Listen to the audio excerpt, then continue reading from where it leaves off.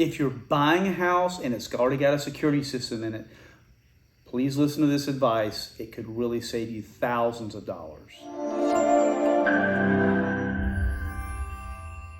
So after having been in the security business for 20 years, I understand a lot about how building programs with security companies work, how a lot of security companies, they'll court your builders to get a security system put in there. And then if you're not careful at your signing of your house, you may have in your contract that you're obligating yourself to a security system or security service for 3 to 5 years, maybe even longer in some instances. So make sure that when you're purchasing the house that you are not getting yourself into a long-term contract. And here I will tell you why. There's usually nothing wrong with the equipment. When I say usually nothing wrong with it. It typically takes at least a reputable company to be able to go to a builder and say, hey, we want to supplement your build with this 30, 60 days before you put this on the market. We want to come put a system in. We're going to defer payments for so many months. And then when you go to sign up for your house, they're wanting you to sign off on a security system as well. Make sure that you don't do that. And here's the simple reason why. Most systems, now there are caveats, but most systems that are put in by reputable companies, and I'm not talking like a Simply Safe or a Vivint or some of the stuff on the market that's garbage. I'm talking about if you have a system that's going to be put in that, and here's a couple of pictures of some of these systems.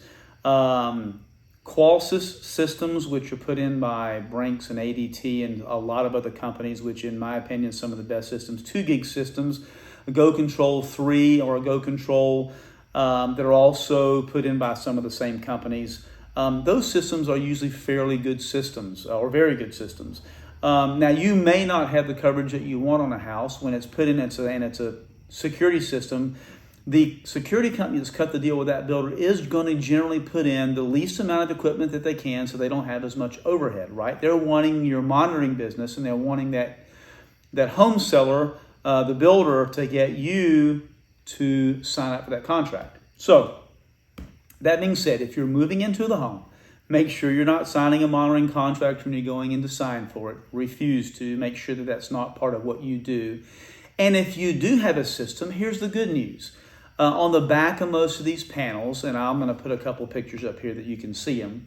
On the back of most of these panels, there is usually a serial number and an IMEI number. Sometimes it's on the inside of the panel. You have to open up the panel and you have to find that information, whether it's a serial number or an IMEI number. Go Control usually starts with GC. The Qualsys usually starts with a Q. And if you're buying a system that is branded by Brinks or by ADT or by a number of other companies, they may have their logo on the outside, but that serial number will let you know who the actual manufacturer of that is. Because what a lot of people don't realize is, although the system may say ADT on it, you think it's an ADT system. Although it may say Brinks on it, you think it's a Brinks system.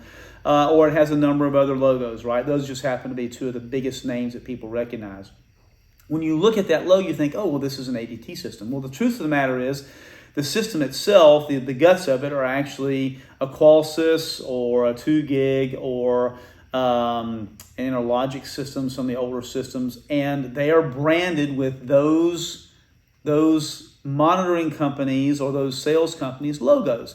It's very simple to find another reputable company that will say, hey, we'll take the system over for you. We'll activate the system for you. All we need is a serial number and the IMEI number off of that. And we can help you activate the system remotely as long as it's got cellular in it. Most of them now have cellular.